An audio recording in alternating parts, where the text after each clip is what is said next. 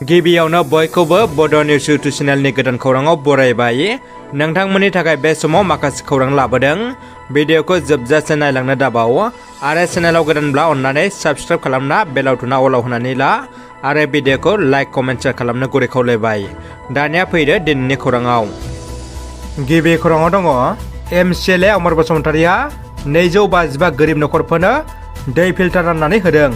बिटिसिनि 13 नं चिरां बियाबनि सिङाव देवरबिलनि गं 75 नखर आरो नाथुरबारनि गं 180 नखरफोरनो दै फिल्टारखौ एमसिएलए अमर बसुमतारिया राननानै होयो। बर' सावथुन नायगिरिफोरनि थाखाय मोनसे गोजोनथाव खौरां। गोदान बर' सावथुनाव मुंदांखा फावखुंग्रि संगिना ब्रह्मखौ नुनो मोनसिगोन। बर'नि थै आबुं सावथुनाव मोनसे गोख्रों जांख्रिथायारि आखुथाय फाव खालामना गोबावनि उनाव बर' रायजो राजाफोरनि सिगाङाव नुजाफैफिनसिगोन मुंदांखा फावखुंग्रि संगिना ब्रह्मआ। बेखौ अफिसियेलि फोसावदों सावथुन बिथोनगिरि सपन कुमार ब्रह्म बिथाङा। मख'नो गोनांदि संगिना ब्रह्म बिथाङा बर' सावथुन मुलुगाव गोबांथार आबुं सावथुनजों आरो गोबां मेथाइनि भिडिअफोराव फाव खालामबोना राफोद महरगिरि हिसाबै गावखौ सिनायथि होनायजों लोगोसे बर' सावथुन मुलुगाव गोबां बिहोमा होबोदों। जोबोद दुखुनि खौरां, NLFBनि सासे सोद्रोमाया हरखाब जिउ खहा। क'क्राझार जिल्लानि सिङाव थानाय दाउलिगुरि गामिनि बदेस्वर बसुमतारिनि फिसाज्ला लुटान बसुमतारि बिलोमसावआ हरखाब मोब्लिबनि जाब्रबथायजों रुंसारि जालाङो। बिथाङा सासे NLFBनि मावथि सोद्रोमामोन। बिथांनि बेबायदि हरखाब आरो अबथिरा जिउ गोमानायखौ NLFBआ गोथौ दुखु मोननाय फोरमायो। दानिया फैदो गुबुन मोनसे खौराङाव। चिराङाव PMAY जि आवाज प्लास न'नि सेंसन लेटार रानदों। हादोरनि गाहाय मन्थ्रि नरेन्द्र मदिया गोरिब सिमा आंखालनि मुलाम्फायारिफोरनो प्रधान मन्त्रि आवाज प्लास न' होनायखौ दिनै बेखेवनायनि उनाव चिरां जिल्लानि सिङाव थानाय 14 नं चिरां दुवार BTC बियाबनि सिङाव थानाय खुंग्रिं पिएचडिसिआव दिनै मुलाम्फायारिफोरनो सेंसन लेटार राननानै होदों।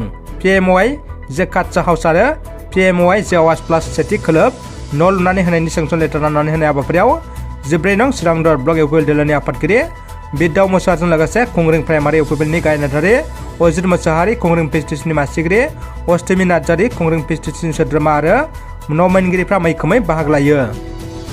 BKWSC खुंथायनि बानजायनायाव लखिमपुर जिल्ला बारग' बेलथि अनसाय आफादनि मावखुलियाव खेराइ फोरबो फालिदों।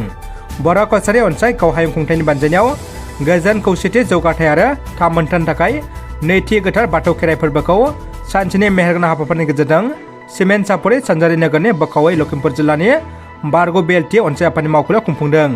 बे खेराइ फोरबोआव BKWSनि दैदेनगिरिफोरजों लोगोसे आसाम बिधान सभानि मानगोनां बुंथिगिरि बिस्रि दैमारिया बाहागो लायो। मोनसे गिख्रंथाव जाब्रबथाय। जनाय लखिमपुरनि नेशनेल हाइवे 550 आव गिख्रंथाव लामा जाब्रबथायजों जायगायावनो सासे सुबुंनि जिउ खहा जादों।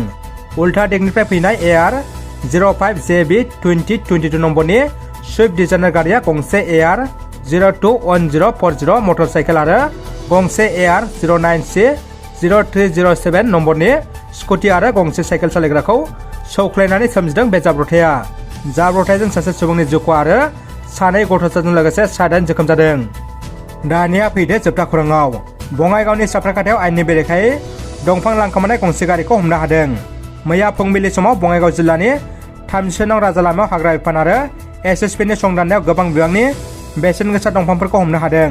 दंफां लांखोमानाय खौरांखौ मोननानै बिजनि हाग्रा बिफाननि शंकर रायनि दैदेननाय आरो खुमरसालि 15 नं SSB हान्जानि मददाव गासै 6 लाखसोनि बेसेन गोसा ककन साल दंफां लांनाय गंसे नम्बर गैयै टाटा DI गारिखौ हमनो हादों।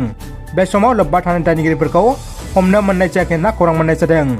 हमना मोननाय गारिजों लोगोसे दंफांफोरखौ हाग्रा बिफाना बिजनि दिपर मावख'आव लानानै थाङो।